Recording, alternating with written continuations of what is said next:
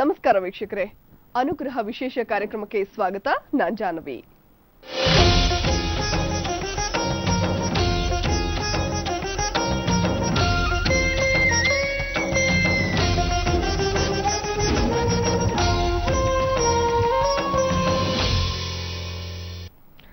ವೀಕ್ಷಕರೇ, ಇವತ್ತಿನ ಅನುಗ್ರಹ ಕಾರ್ಯಕ್ರಮದಲ್ಲಿ ಶಂಖಚಕ್ರ ಗದಾಹಸ್ತೆ ನಾರಾಯಣಿ ನಮೋಸ್ತುತೆ ಅನ್ನೋ ಹಾಗೆ ಶಂಕುವಿನ ಪ್ರಾಮುಖ್ಯತೆ ಏನು, ಅದನ್ನ ಯಾತಕ್ಕಾಗಿ ಉಪಯೋಗಿಸ್ತಾರೆ, ಮನೆಯಲ್ಲಿ ಯಾವ ದಿಕ್ಕಿನಲ್ಲಿ ಶಂಕುವನ್ನ ಇಟ್ಟು ಪೂಜೆ ಮಾಡೋದ್ರಿಂದ ವಾಸ್ತು ದೋಷಗಳು ನಿವಾರಣೆ ಆಗುತ್ತವೆ, ಹಾಗೇನೆ ಸಾಲಬಾಧೆ ರೋಗಬಾಧೆಗಳಿಂದ ಮುಕ್ತಿ ಪಡೆಯೋದಕ್ಕೆ ಯಾವ ರೀತಿಯಾಗಿ ನಾವು ಶಂಕುವನ್ನ ಪೂಜೆ ಮಾಡಬೇಕು ಅನ್ನೋದ್ರ ಬಗ್ಗೆ ತಿಳಿಸಿಕೊಡೋದಕ್ಕೆ ಖ್ಯಾತ ಜ್ಯೋತಿಷಿಗಳು ಮತ್ತು ವಾಸ್ತು ತಜ್ಞರಾದಂತಹ ಡಾಕ್ಟರ್ ಪವನ್ ಶರ್ಮಾ ಗುರೂಜಿ ಇವತ್ತಿನ ಕಾರ್ಯಕ್ರಮದಲ್ಲಿದ್ದಾರೆ. ಗುರುಜಿ, ಕಾರ್ಯಕ್ರಮಕ್ಕೆ ಸ್ವಾಗತ. ಗುರುಜಿ, ಓಂ ಮಹಾಲಕ್ಷ್ಮಿ ಮಹಾಕಾಳಿ ಮಹಾಕನ್ಯೆ ಸರಸ್ವತಿ ಭೋಗ ವೈಭವ ಸಂದಾತ್ರೆ ಭಕ್ತಾನುಗ್ರಹಕಾರಿಣಿ ಗುರುಭ್ಯೋ ನಮಃ. ಗುರುಜಿ, ಇವತ್ತಿನ ಅನುಗ್ರಹ ಕಾರ್ಯಕ್ರಮದಲ್ಲಿ ಶಂಕುವಿನ ಬಗ್ಗೆ ತಿಳಿಸ್ಕೊಡ್ತಾ ಇದ್ದೀರಾ. ಏನು ಶಂಕುವಿನ ಪ್ರಾಮುಖ್ಯತೆ ಏನು, ಯಾದಕ್ಕಾಗಿ ಇದನ್ನ ಉಪಯೋಗಿಸ್ತಾರೆ? ನೀವು ಈಗ ತಾನೇ ಹೇಳಿದ್ರಿ, ಶಂಖ ಚಕ್ರ ಗದಾಹಸ್ತೆ ನಾರಾಯಣಿ ನಮೋಸ್ತುತೆ. ಅಂದ್ರೆ ಶಂಕು ಪ್ರತಿಯೊಬ್ಬರ ಮನೆಯಲ್ಲಿ ಉಪಯೋಗವಾಗ್ತಕ್ಕಂಥ ವಸ್ತು. ಶಂಕುವಲ್ಲಿ ಅದರದ್ದೇ ಆದಂಥ ನೈಸರ್ಗಿಕ ಶಕ್ತಿ ಮತ್ತು ನೈಸರ್ಗಿಕ ಸಮುದ್ರದಲ್ಲಿ ಸಿಗುವಂತ ಒಂದು ವಸ್ತು. ಸಾಕ್ಷಾತ್ ವಿಷ್ಣು ಅಂತಾನೂ ಕೂಡ ನಾವು ಕರಿತೀವಿ. ಲಕ್ಷ್ಮಿ ಸ್ಥಾನಂ ತ್ರಿಕೋಣಶ್ಯಾದ್ ವಿಷ್ಣು ಸ್ಥಾನಶ್ಯ ಕೇಂದ್ರಮ ತಸ್ಸೇ ಸಂಯೋಗ ಮಾತ್ರಿಣಂ ಚಕ್ರವರ್ತಿ ರೂಪೇಭವತ್. ಅಂದ್ರೆ ಚಕ್ರವರ್ತಿ ಆಗುವಂತ ಯೋಗಗಳ ಕಾರಕ ಶಂಕುಲಿದೆ. ಹಾಗೆ ಆ ಶಂಕುವನ್ನ ನಾವು ಉಪಯೋಗಿಸ್ಕೊಳ್ಳೋ ರೀತಿಗಳು, ಶಂಕುಗಳಲ್ಲಿ ಹಲವಾರಿದಾವೆ. ಶಂಕುಲಿ ಬಲಮುರಿ ಶಂಕು ಅಂತ ಕರಿತೀವಿ, ಎಡಮುರಿ ಶಂಕು ಅಂತ ನಾವು ಕರಿತೀವಿ, ಮತ್ತೆ ಪಂಚಮುಖಿ ಶಂಕು ಅಂತಾನು ನಾವು ಕರಿತೀವಿ. ಹಲವಾರು ವಿಭಿನ್ನತೆಗಳಿದ್ದಾವೆ. ಕೆಲವು ಶಂಕುಗಳನ್ನ ಕೆಲವೊಂದು ರೀತಿಯಲ್ಲಿ ಕೆಲವೊಂದು ವಿಶೇಷ ಸಂದರ್ಭದಲ್ಲಿ ನಾವು ಉಪಯೋಗಿಸ್ತೀವಿ. ದೈವ ಸಾನ್ನಿಧ್ಯಕ್ಕೆ ಉಪಯೋಗಿಸ್ತೀವಿ, ಪೂಜೆಗೆ ಉಪಯೋಗಿಸ್ತೀವಿ, ಮನೆಗೆ ಉಪಯೋಗಿಸ್ತೀವಿ, ದೇವಸ್ಥಾನಗಳಲ್ಲಿ ಉಪಯೋಗಿಸ್ತೀವಿ, ಮತ್ತು ಉಪಯೋಗಿಸ್ತೀವಿ, ಎಲ್ಲಾ ರೀತಿಯಲ್ಲಿ ಅಭಿಷೇಕಕ್ಕೆ ಉಪಯೋಗಿಸ್ತೀವಿ, ನೈವೇದ್ಯಕ್ಕೂ ಉಪಯೋಗಿಸ್ತೀವಿ. ಇಷ್ಟೆಲ್ಲವೂ ಇರ್ತಕ್ಕಂಥ ಶಂಕುಲಿ ಶಂಕು ವಿಷ್ಣುವಿನ ಸಂಕೇತ ಇರ್ತಕ್ಕಂಥವನು. ನಾವು ಕೆಲವು ಸಲ ಈ ಮಹಾಲಕ್ಷ್ಮಿ ಅಥವಾ ಲಕ್ಷ್ಮಿ ಹಬ್ಬದ ದಿನ, ವರಮಹಾಲಕ್ಷ್ಮಿ ಹಬ್ಬದ ದಿನ ನಾವು ಶಂಖದಿಂದ ಮೂರ್ತಿ, ಸಣ್ಣ ಲಕ್ಷ್ಮಿ ಮೂರ್ತಿ ಆಗುವುದು ಶಂಖನಿಂದ ಅಭಿಷೇಕವನ್ನ ಮಾಡ್ತಾರೆ. ಹಾಗೆ ಶಂಕುಲಿ ಹಲವಾರು ವಿಶೇಷತೆಗಳನ್ನು ನಾವು ಕಾಣ್ತಾ ಬರ್ಬೋದು. ಮತ್ತು ಶಂಕುವಿನಿಂದ ಕೂಡ ನಮ್ಮ ಮನೆಯಲ್ಲಿ ಏನಾದರೂ ವಾಸ್ತು ದೋಷಗಳಿದ್ದರೆ, ವಾಸ್ತುಗೆ ಸಂಬಂಧಪಡ್ತಕ್ಕಂಥ ಡಿಫೆಕ್ಟಿವ್ಸ್, ನೆಗೆಟಿವ್ಸ್ ಏನಾದರೂ ಇದ್ರೆ ಖಂಡಿತ ಅದರಲ್ಲಿ ನಾವು ನಿವಾರಣೆ ಮಾಡ್ಕೊಳ್ಬೋದು. ಕೆಲವು ಮನೆಗಳಲ್ಲಿ ಬೆಳಗಿನ ಜಾವ ನಾವು ಶಂಕುವಿನ ನಾದ ಕೇಳೋದ್ರಿಂದ ನಮ್ಮ ಮನೆಯಲ್ಲಿ ನೆಗೆಟಿವಿಟಿ ಎನರ್ಜಿನ ನಾವು ನಿವಾರಣೆ ಮಾಡ್ಕೊಳ್ಬೋದು. ಅಷ್ಟು ಶಕ್ತಿ ಶಂಕುವಿಲಿದೆ. ಅದಕ್ಕೋಸ್ಕರ ಶಂಕು ವಿಶೇಷವಂತ ಅನುಗ್ರಹ ಕರಿತೀವಿ.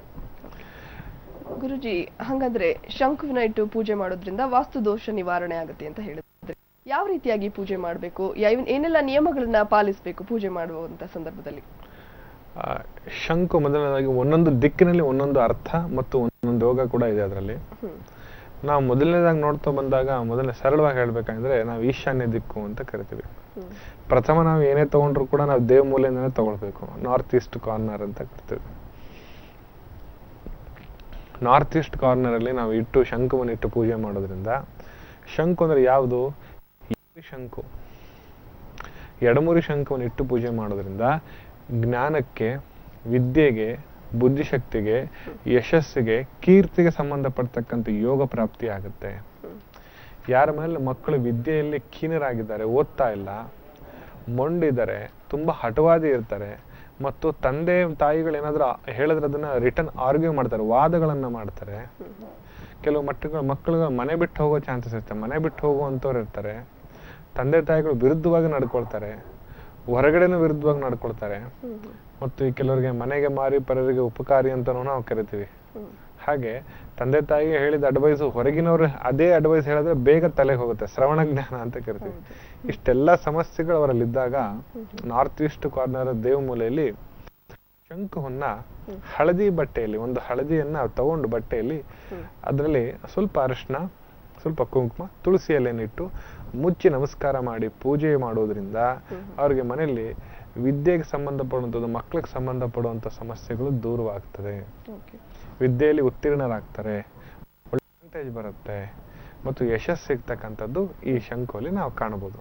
ಇಷ್ಟೆಲ್ಲವೂ ಆ ಶಂಕಲ್ಲಿ ನಾವು ಕಾಣ್ತೀವಿ. ಜ್ಞಾಪಕ ಶಕ್ತಿ ವೃದ್ಧಿ ಆಗುತ್ತೆ, ಕೋಪ ಕಡಿಮೆ ಆಗುತ್ತೆ, ಆವೇಶ ಕಡಿಮೆ ಆಗುತ್ತೆ. ಅವ್ರ ಮನೇಲಿ ಅಣ್ಣ ತಮ್ಮದಿರೆಲ್ಲ ಜಗಳ ತಕರಾರು ತಂಟೆಗಳಿದ್ದರೆ ಅಣ್ಣ ತಮ್ಮದಿರಲ್ಲಿ ಅದೆಲ್ಲವೂ ಕೂಡ ನಿವಾರಣೆ ಆಗುತ್ತೆ. ಇಷ್ಟೆಲ್ಲವೂ ಒಂದು ದಿಕ್ಕಿನಲ್ಲಿ ನಾವು ಕಾಣ್ತೇವೆ. ಗುರುಜಿ, ಶಂಕುವಿನಲ್ಲಿ ಇಷ್ಟೊಂದು ಶಕ್ತಿ ಇದೆ ಅಂತ ಎಷ್ಟು ಜನಕ್ಕೆ ಗೊತ್ತೇ ಇರೋದಿಲ್ಲ. ಕೆಲವರು ಶೋಗೆ ತಂದಿಟ್ಕೊಂಡಿರ್ತಾರೆ, ಅವ್ರಿಗೆ ಗೊತ್ತಿಲ್ದೇನೋ ಇರೋ ಒಂದು ಶಕ್ತಿ ಮನೆಯಲ್ಲಿ. ಈ ಶಕ್ತಿಯ ಜೊತೆಗೆ ವೈಜ್ಞಾನಿಕ ಶಕ್ತಿ ಕೂಡ ಶಂಕುವಿನಲ್ಲಿ ಅಡಕವಾಗಿದೆ ಅಂತ ಹೇಳಿದ್ರಿ. ಯಾವೆಲ್ಲ ವೈಜ್ಞಾನಿಕ ಶಕ್ತಿಗಳು ಶಂಕುವಿನಲ್ಲಿದೆ ಗುರುಜಿ? ವೈಜ್ಞಾನಿಕ ಶಕ್ತಿಯಲ್ಲಿ ಹೇಳ್ಬೇಕಂದ್ರೆ ಮೊದಲನೇದಾಗಿ ಶಂಕುವಲ್ಲಿ ನಾವು ನೈವೇದ್ಯವನ್ನ ಮಾಡ್ತೇವೆ ಅಂತ ಹೇಳಿದೆ. ಶಂಕುವಲ್ಲಿ ನೀರನ್ನು ಹಾಕಿ ಅದರಿಂದ ನೀರು ನಾವು ಸೇವನೆ ಮಾಡೋದ್ರಿಂದ ನಮಗೆ ಥೈರಾಯ್ಡ್ ಸಮಸ್ಯೆಗಳು ಕಮ್ಮಿ ಆಗುತ್ತೆ. ಮತ್ತು ಎರಡನೇದೇನಾಗುತ್ತೆ, ನಮಗೆ ಗ್ಯಾಸ್ಟ್ರಿಕ್ ಸಮಸ್ಯೆ ಕಡಿಮೆ ಆಗುತ್ತೆ. ಚರ್ಮವಾದಿಯ ಕಾಯಿಲೆಗಳಿದ್ರೆ ನಮಗೆ ನಿವಾರಣೆ ಆಗುತ್ತೆ. ನೋಡಿ, ಶಂಕುವಲ್ಲಿ ಇಷ್ಟು ನಾವು ಕಾಣ್ಬೋದು. ಕೆಲವರು ಆ ಶಂಕುನ ಏನ್ ಮಾಡ್ಬೇಕು, ರಾತ್ರಿ ಹೊತ್ತು ಆ ನೀರನ್ನ ಹಾಕಿ ಹಾಗೆ ಬಲಮುರಿ ಶಂಕುಲ್ಲಿ ಅದ್ ಮಾಡ್ಬೇಕು. ಎಡಮುರಿ ಶಂಕುಲ್ಲಿ ನೀವು ಆಗಲ್ಲ. ನೀವು ಅಭಿಷೇಕಕ್ಕೆ ನೈವೇದ್ಯಕ್ಕೆ ಉಪಯೋಗಿಸೋ ಶಂಕುಲ್ಲಿ ಬಲಮುರಿ ಶಂಕುಲ್ಲಿ ನಾವು ಅದನ್ನ ಆ ನೀರು ಮತ್ತೊಂದೆರಡು ತುಳಸಿ ಎಲೆಯನ್ನ ಹಾಕ್ಬಿಟ್ಟು ಇಟ್ಬಿಟ್ಟು ಬೆಳಗಿನ ಜಾವನೆ ಆ ನೀರನ್ನ ಹಾಗೆ ಗ್ಲಾಸಲ್ಲಿ ಹಾಕಿ ತಗೊಳ್ಬೇಕು. ಅಥವಾ ಹಾಗೆ ತಗೊಳ್ಬೋದು ಕೂಡ.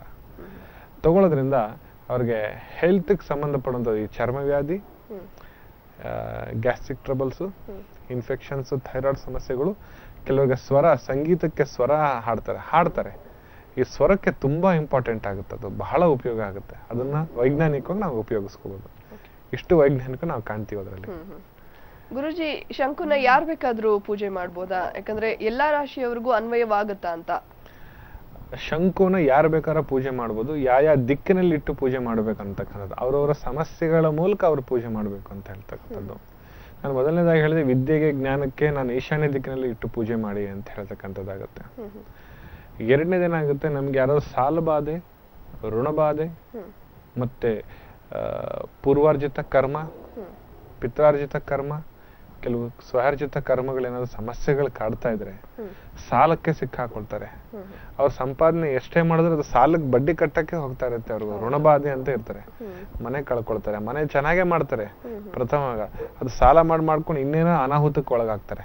ಇಂಥವ್ರಿಗೆ ಸೌತ್ ವೆಸ್ಟ್ ಕಾರ್ನರ್ ಅಂತ ಕರಿತೀವಿ, ಕುಬೇರ ಮೂಲೆ ಸ್ಥಾನ. ಕುಬೇರ ಮೂಲೆಯಲ್ಲಿ ವಿಶೇಷವಾಗಿರುವಂಥದ್ದು, ಅಲ್ಲೂ ಕೂಡ ಸೇಮ್ ಹಳದಿ ಬಟ್ಟೆಯಲ್ಲಿ ಎಡಮುರಿ ಶಂಕುನ, ಬಲಮುರಿ ಅಲ್ಲ, ಎಡಮುರಿ ಶಂಕುನ ಒಂದೆರಡು ಅಕ್ಷತೆ ಕಾಳು, ಒಂದ್ ಸ್ವಲ್ಪ ತುಳಸಿ ಎಲೆ, ಇಷ್ಟೆಲ್ಲ ಒಂದು ಹಳದಿ ಬಟ್ಟೆಲ್ಲ ಆ ಶಂಕನ ಮುಚ್ಚಿಟ್ಟು ಪೂಜೆ ಮಾಡೋದ್ರಿಂದ ಅವ್ರಿಗೆ ಋಣಬಾಧೆ ನಾಶ ಪರಿಹಾರವಾಗುತ್ತೆ, ಸಾಲ ವಿಮೋಚನೆವಾಗುತ್ತೆ, ದರಿದ್ರಗಳು ನಿವಾರಣೆ ಆಗುತ್ತೆ ಮನೆಯಲ್ಲಿ, ವೈವಾಹಿಕ ಜೀವನ, ದಾಂಪತ್ಯ ಜೀವನದಲ್ಲಿ ವಿವಾಹ ದೋಷ ಸಂಬಂಧಪಡ್ತಕ್ಕಂಥ ತೊಂದರೆಗಳಿದ್ರೆ ಖಂಡಿತವಾಗಿ ಪರಿಹಾರವಾಗುತ್ತೆ. ಗುರುಜಿ, ಇಷ್ಟೊಂದು ಶಕ್ತಿ ಶಂಕುವಿನಲ್ಲಿ ಹೇಗೆ ಬಂತು ಅಂತ, ಅದರ ಮೂಲ ಏನು ಗುರುಜಿ? ನೈಸರ್ಗಿಕ ಅಂತ ಹೇಳಿದೆ ನಾನು. ನೈಸರ್ಗಿಕವಾಗಿ ಬೆಳೆಯುವಂಥದ್ದು, ಯಾರು ಮಾಡುವಂತವ್ರಲ್ಲ, ಯಾರು ಎಲ್ಲಿ ಅದನ್ನ ಕ್ರಿಯೇಟ್ ಮಾಡುವಂತವ್ರಲ್ಲ. ಸಮುದ್ರದಲ್ಲಿ ಸಾವಿರಾರು ಲಕ್ಷಾಂತರ ಒಂದು ಜೀವರಾಶಿಗಳಿರುವಂತ ಸಮುದ್ರ. ಅಂದ್ರೆ ನಮಗೆ 3 ಭಾಗ ನೀರು, 1 ಭಾಗ ಮಾತ್ರ ಭೂಮಿ ಇದೆ. ಬಟ್ 3 ಭಾಗದ ಒಳಗಡೆ ಸಾಕ್ಷಾತ್ ವಿಷ್ಣುವಿನ ಜನ್ಮ ಆಗಿರ್ತಕ್ಕಂಥದ್ದು. ಅಂದ್ರೆ ಹೇಳಿದೇನೆ, ಮತ್ಸ್ಯದ ಅವತಾರದಲ್ಲಿ ವಿಷ್ಣುವಿನ ಬಂದ ಅಂತ ಕರಿತೀವಿ. ಅದೇ ಸ್ವರೂಪನಾಗಿ ಶಂಕುವು ಕೂಡ ಅಲ್ಲೇ ಉತ್ಪತ್ತಿ ಆಗಿರ್ತಕ್ಕಂಥ ಸಮುದ್ರದಲ್ಲಿ. ಮತ್ತೆ ಅದ್ರ ಜೊತೆಲಿ ಚಕ್ರವು ಕೂಡ, ನೀವು ಗಣಪತಿ ಶಂಕು ಅಂತ ಚಕ್ರ ಅಂತ ನಾವು ಗೋಲಾಗಿ ಬರುತ್ತೆ, ನಾವು ಕಾಣ್ಬೋದು. ಅದು ಕೂಡ ಇಟ್ಟು ಪೂಜೆ ಮಾಡ್ತೀವಿ. ಕೆಲವರ ಬೆರಳುಗಳಲ್ಲಿ, ಈ ಬೆರಳುಗಳಲ್ಲಿ ತುದಿಯಲ್ಲಿ ಶಂಕು ಚಕ್ರ ಇರುತ್ತೆ. ಕೆಲವರಿಗೆ 4 ಶಂಕು ಇರುತ್ತೆ, ಕೆಲವರಿಗೆ 1 ಶಂಕು ಇರುತ್ತೆ, ಕೆಲವರಿಗೆ 2 ಶಂಕು ಅಥವಾ ಚಕ್ರಗಳಿರುತ್ತೆ. ಅದಕ್ಕೆ ಸಂಚಾರ ಪ್ರಿಯನೋ, ಸ್ಥಿರವಾದ ಕೆಲಸ ಮಾಡೋರು, ದ್ವಿಸ್ವಭಾವದ ಕೆಲಸ ಮಾಡೋರು ಅಂತ ನಾವು ಇದ್ರ ಮೇಲೆ ನಾವು ಕಂಡುಹಿಡಿತೀವಿ. ಶಂಕು ಏನನ್ನ ಪ್ರತಿನಿಧಿಸುತ್ತೆ ಗುರು? ಶಂಕು ಅಂದ್ರೆ ಸ್ಥಿರತೆ ಅಂತ ಕಾಣ್ತೀವಿ. ಶಂಕು ಅಂದ್ರೆ ಆತ್ಮಸ್ಥೈರ್ಯ, ವೃದ್ಧಿ, ಮತ್ತೆ ಹಠವಾದಿ, ಮತ್ತು ಅದೇ ರೀತಿಯಲ್ಲಿ ಮತ್ತು ಕಾರ್ಯ ಸಾಧನೆಗೆ ಮಾಡುವಂತವನ್ನೇ ಶಂಕು ಸ್ಥಾನ ಅಂತ ಕರಿತೀವಿ. ಈ ಶಂಕು ಇಷ್ಟು ಮಹತ್ವ ಕೊಡೋದ್ರಿಂದ ಅವ್ರ ಮನಸ್ಥಿತಿ ಚಂಚಲತೆ ಆಗದೇ ಇರುವಂತ ರೀತಿಯಲ್ಲಿ ಮನಸ್ಸನ್ನ ನಿಗ್ರಹ ಮಾಡ್ತಕ್ಕಂಥ ಶಕ್ತಿ ಶಂಕುಲಿದೆ. ಪ್ರತಿಯೊಬ್ರು ಕೂಡ ಹೇಳ್ತೀನಿ, ಮನೆಯಲ್ಲಿ ಶಂಕು ನಾದವನ್ನ ಕೇಳೋದ್ರಿಂದ, ಇನ್ನೊಂದು ಹೇಳ್ತೀನಿ, ಈ ಯಾರಿಗಾದ್ರೂ ಈ ಪ್ರೇತ ಬಾಧೆಗಳಂತ ಇರುತ್ತೆ, ಈ ಪ್ರೇತ ಬಾಧೆಗಳು, ಭಯ, ಸೈಕಾಲಜಿಕಲ್ ಎಫೆಕ್ಟ್, ಫೀಲ್, ಯಾರಿಗಾದ್ರು ಈ ಬಹಳಷ್ಟು ಗೊಂದಲಗಳಿದ್ರೆ, ಮನೆಯಲ್ಲಿ ಒಬ್ರಿಗೊಬ್ರು ಮಾತನಾಡ್ತಾ ಇರ್ತಕ್ಕಂಥ ಸಮಸ್ಯೆಗಳು ಕಾಡ್ತಾ ಇದ್ರೆ, ಶಂಕುನಾದ ಬೆಳಗಿನ ಜಾವನೆ ಅವ್ರು ಕೇಳಬೇಕು ಮನೆಯಲ್ಲಿ. ಪ್ರತಿನಿತ್ಯವೂ ಅದನ್ನ ಅವ್ರು ಹೇಳೋದ್ರಿಂದ ಅವ್ರಿಗೆ ಇಷ್ಟೆಲ್ಲವೂ ದೂರವಾಗುತ್ತೆ. ಇಷ್ಟು ಬಹಳ ಮುಖ್ಯ. ಗುರುಜಿ, ಇದನ್ನ ನಾವೀಗ ಸಮುದ್ರದಲ್ಲಿ ಸಿಗುತ್ತೆ, ಅದನ್ನ ನೇರವಾಗಿ ತಂದು ಮನೇಲಿ ಇಟ್ಕೊಂಡು ಪೂಜೆ ಮಾಡಬಹುದಾ? ನೇರವಾಗಿ ತಂದು ಪೂಜೆ ಮಾಡಬಹುದು. ಕೆಲವು ಅದರಲ್ಲಿ ಒಂದು ಸಣ್ಣ ಒಂದಿಷ್ಟು ಹುಳ ಇರುತ್ತೆ, ಅದರಲ್ಲೇ ಬೆಳೆದಿರ್ತಕ್ಕಂಥದ್ದು. ಅದನ್ನೆಲ್ಲವನ್ನೂ ಕೂಡ ಸ್ವಚ್ಛವನ್ನ ಮಾಡ್ತೀವಿ. ಅದೆಲ್ಲವನ್ನು ಕೂಡ ಸ್ವಚ್ಛವನ್ನು ಮಾಡಿ ತೆಗೆದು ನೈಸರ್ಗಿಕವಾಗಿ ಹೇಗೆ ಬರುತ್ತೆ ಅದನ್ನ ಒಂದು ನೀರಿನಲ್ಲಿ ಅಥವಾ ಮಣ್ಣಲ್ಲಿ ಹೂತಿ ಒಂದು 15 ದಿನಗಳ ಕಾಲ ಅಥವಾ ಒಂದು 11 ದಿನಗಳ ಮುಚ್ಚಿಡ್ತಾರೆ. ತದನಂತರ ಮತ್ತೆ ಅದನ್ನ ಸ್ವಚ್ಛವನ್ನ ಮಾಡಿ ಅದಕ್ಕೊಂದು, ಇವಾಗ ಏನಾಗಿದೆ, ಅದರ ಮೇಲ್ನೋಟಕ್ಕೆ ಔಟ್ ಶೇಪ್ ಅಂತ ಹೇಳಿ ಅದಕ್ಕೊಂದು ಬಣ್ಣ, ಅಲಂಕಾರ ಮತ್ತು ಅದಕ್ಕೊಂದು ಡ್ರಾಯಿಂಗ್ ಶೇಪ್, ಔಟ್ಲುಕ್ ಅಲ್ಲಿ ಇನ್ನೂ ಸುಂದರವಾಗಿ ಕಾಣ್ಲಿ ಅಂತ ಹೇಳಿ ಇದೆಲ್ಲವೂ ಕೂಡ ಶಂಕುದಲ್ಲಿ ನಾವು ಮಾಡ್ತೇವೆ. ಪಂಚಮುಖಿ ಶಂಕು ಅಂತ ಕರೀತೀವಿ. ಪಂಚಮುಖಿ ಅತಿ ಶ್ರೇಷ್ಠವಾದದ್ದು. ಪಂಚಮುಖಿ ಶಂಕುಲಿ ನಾದ ಎಷ್ಟೇ ಶಂಕು ಚಿಕ್ಕದಿದ್ರು ಕೂಡ ಅಥವಾ ದೊಡ್ಡದಿದ್ರು ಬಹಳ ಸುಂದರವಾಗಿ ಮತ್ತು ಬಹಳ ಜೋರಾಗಿ ಬರುವಂತದ್ದು ನಾದ. ಎಲ್ಲರೂ ಕೂಡ ಪಂಚಮುಖಿ ಶಂಕು ಇಟ್ಟು ಪೂಜೆ ಮಾಡೋದ್ರಿಂದ ಅಷ್ಟದಾರಿದ್ರ್ಯಗಳು ನಿವಾರಣೆ ಆಗುತ್ತೆ, ಅಷ್ಟೈಶ್ವರ್ಯಗಳು ಪ್ರಾಪ್ತಿ ಆಗುತ್ತೆ. ಅಷ್ಟದಾರಿದ್ರ್ಯಗಳು ನಿವಾರಣೆ ಆಗುತ್ತೆ ಒಂದ್ ಕಡೆ, ಅಷ್ಟೈಶ್ವರ್ಯಗಳು ಪ್ರಾಪ್ತಿ ಆಗ್ತಕ್ಕಂಥದ್ದು ಶಂಕುಲಿದೆ. ಆ ಶಂಕುವಿನ ಪ್ರಭಾವತ ಏನ್ ಕೊಡ್ತದೆ? ಮೊದಲನೇದಾಗಿ ನಾ ಹೇಳಿದೆ, ದೃಷ್ಟಿಬಾಧೆ ನಿವಾರಣೆ ಮಾಡುತ್ತೆ ಪಂಚಮುಖಿ ಶಂಕು. ದೃಷ್ಟಿಬಾಧೆ ನಿವಾರಣೆ ಮಾಡುತ್ತೆ, ರೋಗ ಬಾಧೆಗಳ ನಿವಾರಣೆ ಮಾಡುತ್ತೆ. ಶಾರೀರಿಕವಾಗಿ ತೊಂದರೆಗಳಿದ್ರೆ ಮನೆಯಲ್ಲಿ ಅದೆಲ್ಲವೂ ಕೂಡ ನಿವಾರಣೆ ಮಾಡ್ತಕ್ಕಂಥ ಶಕ್ತಿ ಆ ಶಂಕುನಲ್ಲಿ ನಾವು ಕಾಡ್ತಕ್ಕಂಥದ್ದಾಗುತ್ತೆ. ಆದ್ರೆ ಒಂದು ಮಾತು ಹೇಳ್ತೀನಿ, ಅಗ್ನಿ ಮೂಲೆಯಲ್ಲಿ ಶಂಕುವನ್ನಿಟ್ಟು ಪೂಜೆ ಮಾಡಬೇಡಿ. ಅಗ್ನಿ ಮೂಲೆ ಶಂಕು ನಿಷೇಧ ಅಂತ ಕರಿತೀವಿ. ಹೌದು, ಅಗ್ನಿ ಮೂಲೆ ಶುಕ್ಲಾಚಾರ್ಯ ರಾಕ್ಷಸನ ಪ್ರಭಾವ ಅಂತ ಕರಿತೀವಿ. ಶುಕ್ಲಾಚಾರ್ಯ ದೈತ್ಯರಾಜನ ಒಡೆಯ ಅಂತಾನೂ ಕೂಡ ನಾವು ಕರಿತೀವಿ. ಅಗ್ನಿ ದಿಕ್ಕೇನ್ ಮಾಡ್ತಾನೆ, ಇನ್ನೂ ಅದನ್ನ ಪ್ರಚೋದಿಸ್ತಾನೆ, ವೈರಿಯನ್ನು ಕೊಡ್ತಾನೆ. ವಾಯು ದಿಕ್ಕಿನಲ್ಲಿ ಇಟ್ಟು ಪೂಜೆ ಮಾಡೋದ್ರಿಂದ ನಿಮಗೆ ವೈರಿ ಶತ್ರು ಅಂದ್ರೆ ಶತ್ರುಗಳ ಬಾಧೆ ನಿವಾರಣೆ ಆಗುತ್ತೆ. ಅಂದ್ರೆ ನಾರ್ತ್ ಮತ್ತೆ ವೆಸ್ಟ್ ಕಾರ್ನರ್ ಅಲ್ಲಿ ನೀವು ವಾಯು ದಿಕ್ಕು ಅಂತ ನಾವು ಕಾಣ್ತೀವಿ. ಮಕ್ಕಳಿಗೆ ಏನಾದ್ರೂ ಈ ಶ್ವಾಸಕೋಶ ಸಮಸ್ಯೆಗಳಿದ್ರು ಕೂಡ ನಾವು ಅದಕ್ಕೆ ಪರಿಹಾರವನ್ನ ನಾವು ಕಾಣಬಹುದು ವಾಯು ದಿಕ್ಕಿನಲ್ಲಿ ಇಟ್ಟು ಪೂಜೆ ಮಾಡೋದ್ರಿಂದ. ಯಾವ ಸಮಯದಲ್ಲಿ ಪೂಜೆ ಮಾಡ್ಬೇಕು ಗುರುಜಿ? ಪೂಜೆ ಪುನಸ್ಕಾರ ನಿತ್ಯ ನೇಮಾಚರಣೆ ಇಷ್ಟೆಲ್ಲವೂ ಕೂಡ ಹೆಚ್ಚು ಹೇಳ್ತೀನಿ ಶ್ರೇಷ್ಠವಾದಂತ ಬೆಳಗಿನ ಜಾವ ಅಮೃತ ಶುದ್ಧಿಯೋಗ ಸಮಯ 4:45 ನಾವು ಕಾಣ್ತೇವೆ. ಮನಸ್ಸು ಬ್ರಾಹ್ಮಿ ಮುಹೂರ್ತ ಅಂತ ಕರಿತೇವೆ. ಹಾಗೆ ಮನಸ್ಸು ಮೊದಲನೇದಾಗಿ ಪೂಜೆ ಮಾಡ್ಬೇಕಾದ್ರೆ ಮನಸ್ಸು ಸ್ವಚ್ಛವಾಗಿರಬೇಕು, ಶ್ರದ್ಧಾಯಿಂದ ಪೂಜೆ ಮಾಡಬೇಕು. ಶ್ರದ್ಧಾ ಭಕ್ತಿಯಿಂದ ಪೂಜೆ ಮಾಡೋದ್ರಿಂದ ಅವರು ಏನ್ ಅಂದ್ಕೊಂಡಿರ್ತಾರೆ, ಅವ್ರ ಕೋರಿಕೆಗಳ ಇಷ್ಟಾರ್ಥಗಳೆಲ್ಲವನ್ನು ಕೊಡ್ತಕ್ಕಂಥ ಶಕ್ತಿ ದೈವ ಗುಣದಲ್ಲಿದೆ. ಆ ಶಂಕುವಿನ ಮೂಲಕ ನಾವು ಕಾಣಬಹುದು. ಇಷ್ಟು ನಾವು ಅಷ್ಟೆಲ್ಲವೂ ಗುಣಗಳು ಅದರಲ್ಲಿ ಸೇರ್ಕೊಂಡಿರ್ತಕ್ಕಂಥದ್ದು. ಅಭಿಷೇಕಕ್ಕೆ ಉಪಯೋಗಿಸ್ಬೇಕಾದ್ರೆ ವಿಶೇಷವಾಗಿ ನಾವು ಬಲಮುರಿ ಶಂಕುನ ನಾವು ಉಪಯೋಗಿಸ್ತೀವಿ.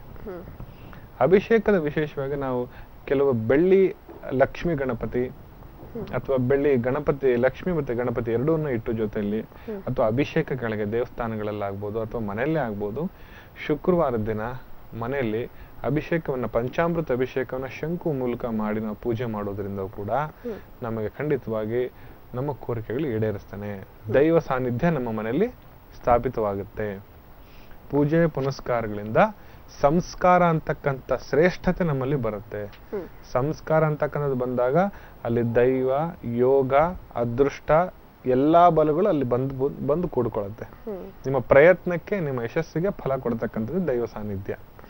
ಇಷ್ಟು ಬಲಮುರಿ ಶಂಕದಲ್ಲಿ ನಾವು ಪೂಜೆ ಮಾಡಬಹುದು. ಓಕೆ ಗುರುಜಿ, ಶಂಕುವಿನ ಪ್ರಾಮುಖ್ಯತೆ ಬಗ್ಗೆ ತಿಳಿಸ್ಕೊಟ್ಟಿದ್ದೀರಾ. ವೀಕ್ಷಕರೇ, ಶಂಕುವಿನ ಯಾವ ರಾಶಿಯವರು ಯಾವ್ಯಾವ ಶಂಕುವನ್ನ ಪೂಜಿಸಬೇಕು, ಯಾವ ರೀತಿ ಪೂಜಿಸಬೇಕು ಅನ್ನೋದ್ರ ಬಗ್ಗೆ ತಿಳಿದುಕೊಳ್ಳೋಣ. ಅದಕ್ಕೂ ಮುನ್ನ ಅನುಗ್ರಹ ಕಾರ್ಯಕ್ರಮದಲ್ಲಿ ಒಂದು ಪುಟ್ಟ ವಿರಾಮ.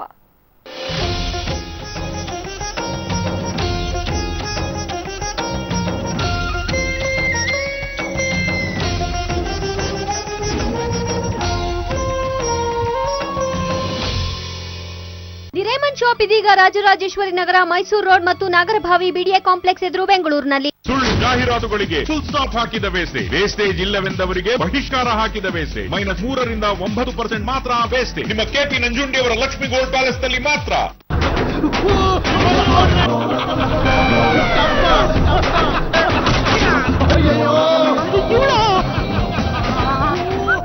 ಎತ್ತಲ್ಲ ಕೈನ ಏನೇ ಮಾಡ್ತೀಯ.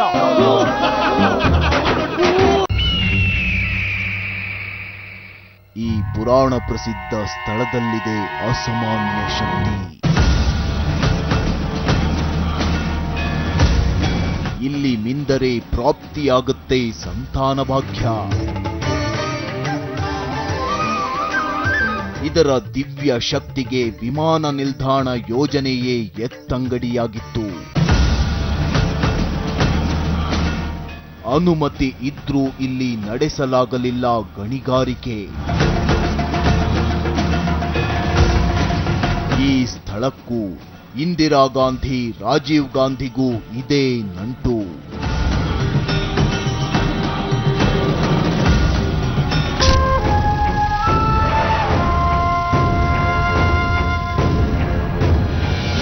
ಸೆವೆನ್ ಸೆನ್ಸ್, ಅತೀಂದ್ರಿಯ ಶಕ್ತಿಗಳ ಅನಾವರಣ.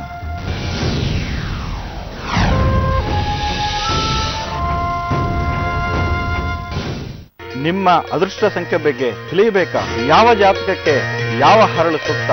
ನಿಮ್ಮ ಹೆಸರು, ನಿಮ್ಮ ಸಹಿ ಅದೃಷ್ಟದ ಕೈಗೆ ನೀಡಿ. ನಿಮ್ಮ ಬದುಕಿನ ಬದಲಾವಣೆಗಾಗಿ ವೀಕ್ಷಿಸಿ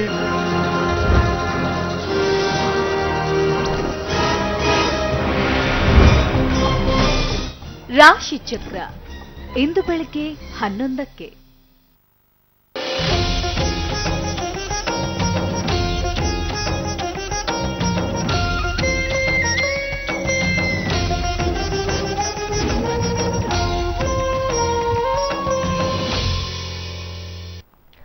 ಅನುಗ್ರಹ ಕಾರ್ಯಕ್ರಮಕ್ಕೆ ಮತ್ತೊಮ್ಮೆ ಸ್ವಾಗತ.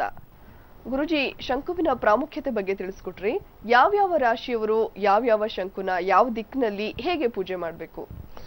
ಮೊದಲನೇದಾಗಿ ರಾಶಿಗಳ ಪ್ರಕಾರ ಬಂದಾಗ ನಾವು ಮೇಷ ಅಂತ ನೋಡ್ತೇವೆ, ಸಿಂಹ ಮತ್ತೆ ಧನಸ್ಸು.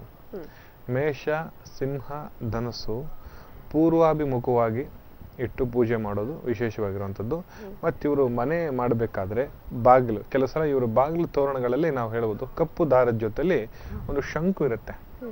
ಆ ಶಂಕುನ ಅವರು ತೋರಣವಾಗ ಅವ್ರ ಬಾಗಿಲು ಮೇಲ್ಗಡೆ ಕಟ್ಟುವಂಥದ್ದು ಒಂದೇ ಒಂದು ಶಂಕುನ ಏನಾಗುತ್ತೆ, ವಾಸ್ತು ದೋಷಗಳ ನಿವಾರಣೆ ಮಾಡುತ್ತೆ ಮತ್ತು ಶತ್ರುಬಾಧೆಗಳ ನಿವಾರಣೆ ಮಾಡುತ್ತೆ, ಸಾಲ ಬಾಧೆಗಳ ನಿವಾರಣೆ ಮಾಡುತ್ತೆ.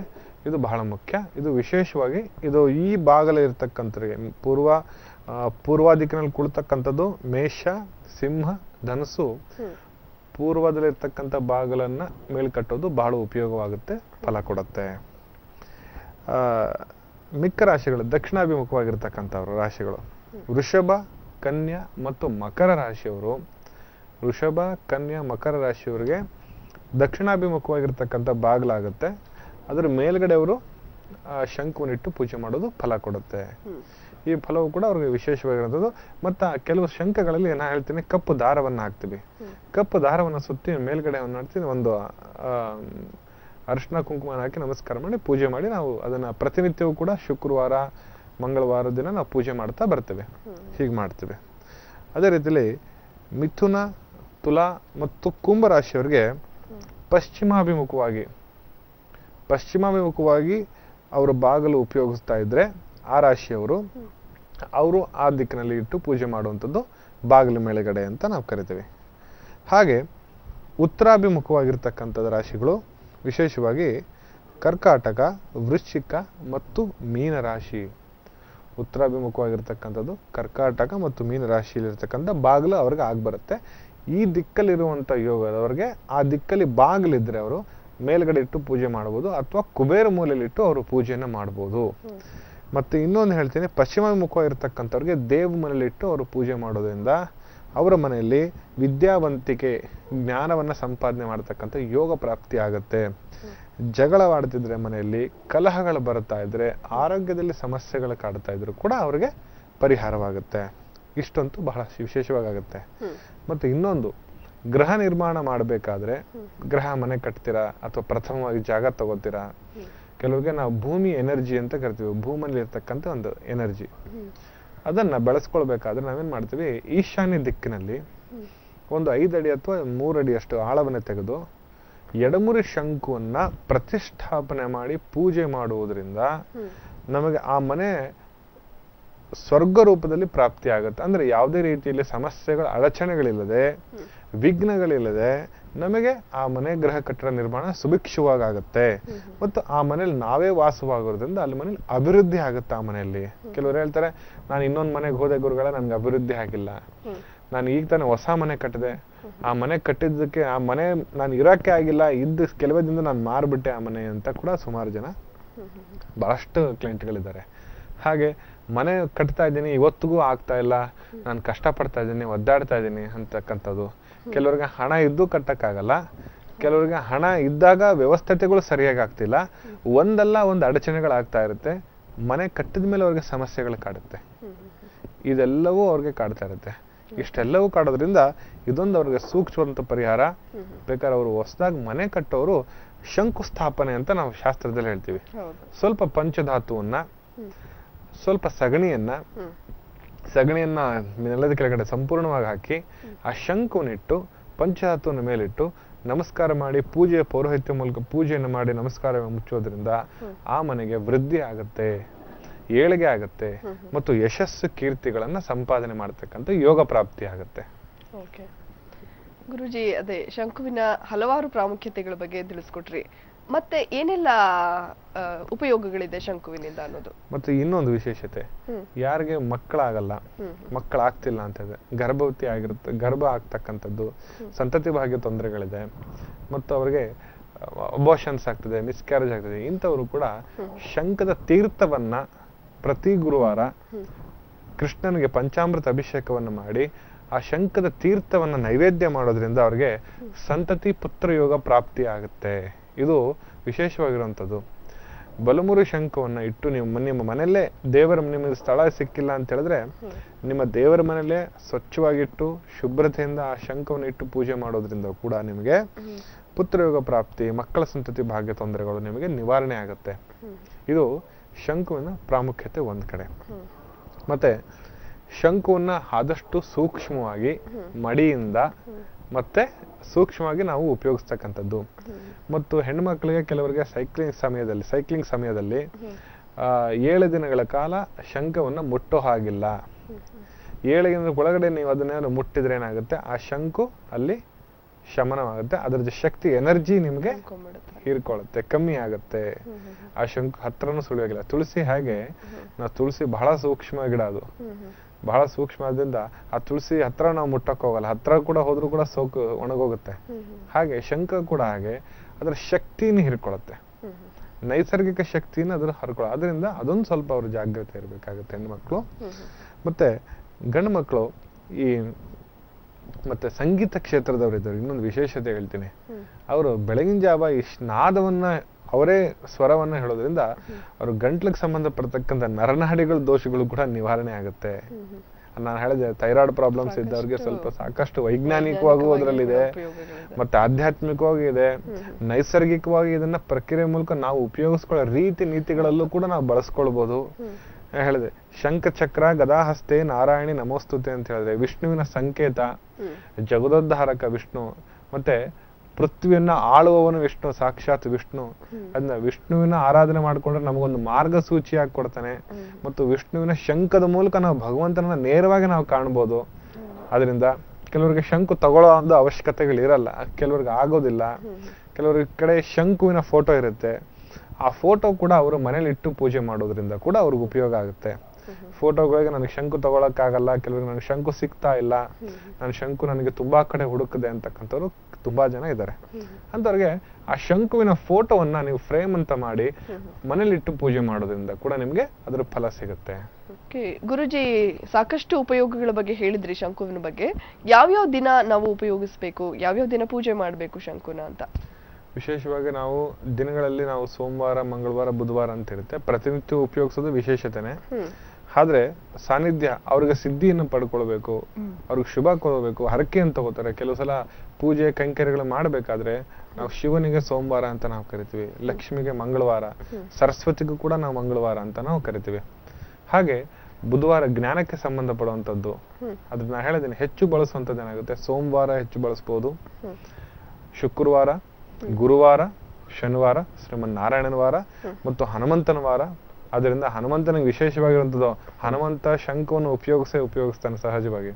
ಅದರಿಂದ ಆ ಹನುಮಂತನಿಗೆ ವಿಶೇಷವಾದಂಥ ಸಾನ್ನಿಧ್ಯ ಅವ್ರಿಗೂ ಕೂಡ. ಹಾಗೆ ಇನ್ನೊಂದು ಹೇಳ್ತೀನಿ, ಶಂಕುನಲ್ಲಿ ಅಮೃತ ಬಳ್ಳಿಯನ್ನ ರಸವನ್ನ ಹಾಕಿ ನಾವು ಮಕ್ಕಳಿಗೆ ಕೊಡೋದ್ರಿಂದ ಕೂಡ ಬಹಳ ಉಪಯೋಗ ಆಗುತ್ತೆ. ಅದು ಕೂಡ ನಮಗೆ ವಿಶೇಷವಾದಂತ ಯೋಗವನ್ನು ಕೊಡ್ತಕ್ಕಂಥದ್ದಾಗುತ್ತೆ. ವೈಜ್ಞಾನಿಕವಾಗಿ ಶಂಕುವಿನ ತಲೆದಿಂಬು ಕೆಳಗಡೆ ಶಂಕುನ ಕೆಲವು ಸಲ ನಮಗೆ ನಿದ್ದೆ ಬರ್ತಿಲ್ಲ, ಕನ್ವರ್ಸ್ತಾ ಇದ್ರೆ, ಭಯ ಇದೆ ಅಂತ ಹೇಳಿದ್ರೆ ಶಂಕುನ ತಲೆದಿಂಬು ಕೆಳಗಡೆ ಇಟ್ಕೊಂಡು ಮಲಗೋದ್ರಿಂದ ಕೂಡ ನಮಗೇನಾಗುತ್ತೆ, ಈ ಗಾಬರಿತನ ಆಗ್ತಕ್ಕಂಥದ್ದು, ಅವೇರ್ನೆಸ್ ಬರುವಂಥದ್ದು, ಮತ್ತೆ ನಿದ್ದೆ ಬರ್ತಾ ಇಲ್ಲ, ಖೀನತೆ ಬರ್ತಾ ಇದೆ ಅಂತಕ್ಕಂಥದ್ದನ್ನ ನಾವು ನಿವಾರಣೆ ಮಾಡ್ಕೊಳ್ಬಹುದು. ಕೆಲವರಿಗೆ ಶಂಕುನ ಇಟ್ಕೊಳ್ಳೋಕ್ಕಾಗಲ್ಲ, ಆಮೇಲೆ ಕೆಲವು ಸಲ ಮಕ್ಕಳು ಹೇಳ್ತಾರೆ ನನ್ನ ರೂಮಲ್ಲಿ ಇಡೋಕೆ ಹೋಗಬೇಡಿ, ನಾನು ಬಳಸ್ಕೊಳ್ಳೋದು ಆಗಲ್ಲ ನನ್ನ ಕೈಯಲ್ಲಿ, ಈ ಥರದ್ದೆಲ್ಲವೂ ಕೂಡ ಮಕ್ಕಳಲ್ಲಿ ಸ್ವಲ್ಪ ಕೆಲವೊಂದು ಹಠಗಳಿರ್ತವೆ. ನೈಸರ್ಗಿಕವಾಗಿ ತಲೆದಿಂಬು ಕೆಳಗೆ ಇಡೋದ್ರಿಂದ ಕೂಡ ಅವರಿಗೆ ಉಪಯೋಗವಾಗ್ತಕ್ಕಂಥದ್ದು ಶಂಕು ಇರ್ತಕ್ಕಂಥದ್ದಾಗುತ್ತೆ. ಗುರುಜಿ, ಕೊನೆಯದಾಗಿ ಶಂಕುವಿನ ಬಗ್ಗೆ ಏನ್ ಹೇಳ್ತೀರಾ? ಕೊನೆಯದಾಗಿ ಶಂಕುವಿನ ರೀತಿ ನೀತಿಗಳ ಬಗ್ಗೆ ನಾನು ಮಾಹಿತಿಯನ್ನು ಕೊಟ್ಟಿದ್ದೀನಿ, ಮತ್ತು ಅದರ ಹಾವಭಾವಗಳ ಬಗ್ಗೆನೂ ಕೂಡ ನಾವು ಅದರ ಬಗ್ಗೆ ಮಾಹಿತಿಯನ್ನು ಕೊಟ್ಟಿದ್ದೀನಿ. ಹಾಗೆ ಇನ್ನೊಂದು ಹೇಳ್ತೀನಿ, ಅಶ್ವತ್ಥ ವೃಕ್ಷದ ಕೆಳಗಡೆ ಕೂತ್ಕೊಂಡು ಶಂಕುವಿನ ನಾದವ ಕೇಳಿದ್ರು ಕೂಡ ಬಹಳ ಉಪಯೋಗ ಆಗ್ತಕ್ಕಂಥದ್ದಾಗುತ್ತೆ. ಕೆಲವರಿಗೆ ಶಂಕುವಿನ ದಾನ ಮಾಡೋದ್ರಿಂದ ತನ್ನ ಪೂರ್ವಾರ್ಜಿತ ಕರ್ಮ, ಪಿತ್ರಾರ್ಜಿತ ಕರ್ಮ, ಸ್ವಹಾರ್ಜಿತ ಕರ್ಮಗಳು ಕೂಡ ನಿವಾರಣೆ ಆಗುತ್ತೆ. ಶಂಕು ದಾನವನ್ನ ಮಾಡ್ತೇವೆ, ಶಂಕು ಪೂಜೆಗೂ ಕೂಡ ದಾನವನ್ನ ಮಾಡ್ತೇವೆ, ದೇವಸ್ಥಾನಗಳಿಗೂ ಕೂಡ ನಾವು ದಾನವನ್ನು ಮಾಡ್ತೇವೆ. ದಾನದಲ್ಲಿ ವಿಶೇಷವಾಗಿರ್ತಕ್ಕಂಥ ಸಾನ್ನಿಧ್ಯ ಶಂಕುವಲ್ಲಿ ಕಾಣತಕ್ಕಂಥದ್ದಾಗುತ್ತೆ. ಅದರಲ್ಲೂ ಕೂಡ ನಾವು ವಿಶೇಷವಾಗಿ ಕಾಣಬಹುದು. ಮತ್ತೆ ಶಂಕುವಿನ ಸ್ವಚ್ಛವನ್ನು ಮಾಡಬೇಕಾದ್ರೆ ಮಡಿ ನೀರು ಬಹಳ ಮುಖ್ಯ. ಮಡಿ ನೀರು ಮತ್ತು ವಿಶೇಷವಾಗಿರ್ತಕ್ಕಂಥ ಸ್ವಲ್ಪ ಗಂಧವನ್ನ ಮಿಕ್ಸ್ ಮಾಡಿ, ಸ್ವಲ್ಪ ಗಂಧದ ಲೇಪವನ್ನ, ಸ್ವಲ್ಪ ಅರಿಶಿಣವನ್ನ, ಕುಂಕುಮ ಅಲ್ಲ ಅರಿಶಿಣವನ್ನ ಲೇಪನ ಮಾಡಿ ನಾವು ಸ್ವಚ್ಛವನ್ನ ಮಾಡತಕ್ಕಂಥದ್ದು ಶಾಸ್ತ್ರವಿದೆ. ಇಷ್ಟನ್ನು ಮಾಡ್ಕೋಬಹುದು. ಶಂಕುವಿನಿಂದ ದೃಷ್ಟಿ ಕೂಡ ತೆಗಿಬಹುದು. ನಮ್ಮಲ್ಲಿ ಏನಾದ್ರು ದೃಷ್ಟಿ ದೋಷಗಳಿದ್ರೆ ಶಂಕುವಿನ ದೃಷ್ಟಿನ ನಾವು ತೆಗಿತೀವಿ. ಇಷ್ಟೆಲ್ಲವೂ ಸಂಪ್ರದಾಯ ನಾವು ಶಂಕಲ್ಲಿ ನಾವು ಕಾಣಬಹುದು. ಗುರುಜಿ, ಇವತ್ತಿನ ಅನುಗ್ರಹ ಕಾರ್ಯಕ್ರಮಕ್ಕೆ ಬಂದ್ರಿ. ಶಂಕುವಿನ ಪ್ರಾಮುಖ್ಯತೆ ಏನು, ಅದನ್ನ ಯಾವ ರೀತಿಯಾಗಿ ಉಪಯೋಗಿಸ್ಕೊಳ್ಬೇಕು, ಮನೆಯಲ್ಲಿ ಯಾವ ದಿಕ್ಕಿನಲ್ಲಿ ಯಾವ ರಾಶಿಯವರು ಶಂಕುವಿನ ಪೂಜೆ ಮಾಡೋದ್ರಿಂದ ಏನೆಲ್ಲ ದೋಷಗಳು ನಿವಾರಣೆ ಆಗುತ್ತೆ ಅನ್ನೋದ್ರ ಬಗ್ಗೆ ತಿಳಿಸ್ಕೊಟ್ರಿ. ಧನ್ಯವಾದ ಗುರುಜಿ, ಕಾರ್ಯಕ್ರಮಕ್ಕೆ ಬಂದಿದ್ದಕ್ಕಾಗಿ. ಓಂ ಗುರುಭ್ಯೋ ನಮಃ. ವೀಕ್ಷಕರೇ, ಇವತ್ತಿನ ಅನುಗ್ರಹ ಕಾರ್ಯಕ್ರಮದಲ್ಲಿ ಶಂಕುವಿನ ವಿಶೇಷತೆ, ಪ್ರಾಮುಖ್ಯತೆಯ ಬಗ್ಗೆ ತಿಳಿದುಕೊಂಡಿದ್ದೀರಾ. ಇದು ಇವತ್ತಿನ ಅನುಗ್ರಹ ವಿಶೇಷ ನೇರ ಪ್ರಸಾರದ ಕಾರ್ಯಕ್ರಮ.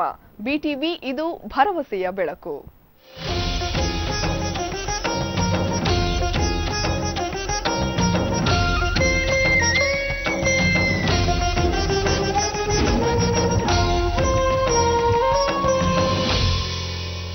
ದ ಹಿಂದೂ ಪ್ರಸ್ತುತಪಡಿಸುತ್ತಿರುವ the Hindu budget homes 2014 property ಹೂಡಿಕೆ ಪ್ರದರ್ಶನ ಇದೇ ಸೆಪ್ಟೆಂಬರ್ 20 ಮತ್ತು 21ರಂದು. ಸ್ಥಳ ಕೋರಮಂಗಲ ಒಳಾಂಗಣ ಕ್ರೀಡಾಂಗಣ, ಕೋರಮಂಗಲ, ಬೆಂಗಳೂರು. 70ಕ್ಕೂ ಹೆಚ್ಚು ಡೆವಲಪರ್ಸ್ಗಳು, 300ಕ್ಕೂ ಹೆಚ್ಚು ಪ್ರಾಜೆಕ್ಟ್ಗಳು ನಿಮ್ಮ ಕನಸಿನ ಮನೆಯನ್ನ ಕೈಗೆಟುಕುವ ಬೆಲೆಯಲ್ಲಿ ನೀಡುತ್ತಿದ್ದಾರೆ. ಹೆಚ್ಚಿನ ಮಾಹಿತಿಗಾಗಿ ಸಂಪರ್ಕಿಸಿ 9611010563. ಲಾಗ್ ಆನ್ ಮಾಡಿ www.budgethomesexpo.com. ಬಂದವರಷ್ಟೋ ಹೋದವರಷ್ಟೋ, ಯಾರೇ ಬಂದರು ಯಾರು ಏನೇ ಹೇಳಿದರು, ನಿಮಗಾಗಿ ನಮ್ಮ ವೇಸ್ಟೇಜ್ -3 ರಿಂದ 9ರವರೆಗೆ ಮಾತ್ರ. ಕೆಪಿ ನಂಜುಂಡಿಯವರ ಲಕ್ಷ್ಮಿ ಗೋಲ್ಡ್ ಪ್ಯಾಲೇಸ್, ಬೆಂಗಳೂರು, ಮಂಗಳೂರು, ಹುಬ್ಬಳ್ಳಿ, ಬೆಳಗಾವಿ.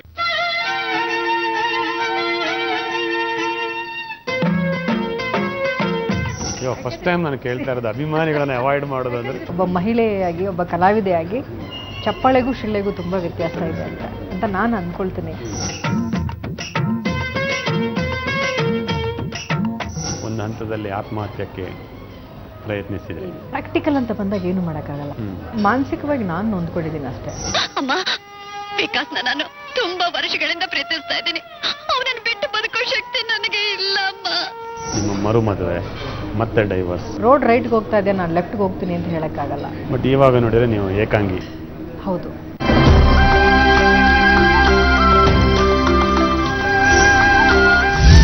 ಬೆಳ್ಳಿತಾರೆ ವೀಕ್ಷಿಸಿ ಇಂದು ಬೆಳಿಗ್ಗೆ 10 ಗಂಟೆಗೆ. ನಿಮ್ಮ ಅದೃಷ್ಟ ಸಂಖ್ಯೆ ಬಗ್ಗೆ ತಿಳಿಯಬೇಕಾ? ಯಾವ ಜಾತಕಕ್ಕೆ ಯಾವ ಹರಳು ಸೂಕ್ತ? ನಿಮ್ಮ ಹೆಸರು, ನಿಮ್ಮ ಸಹಿ ಅದೃಷ್ಟದ ಕೈಗೆ ನೀಡಿ. ನಿಮ್ಮ ಬದುಕಿನ ಬದಲಾವಣೆಗಾಗಿ ವೀಕ್ಷಿಸಿ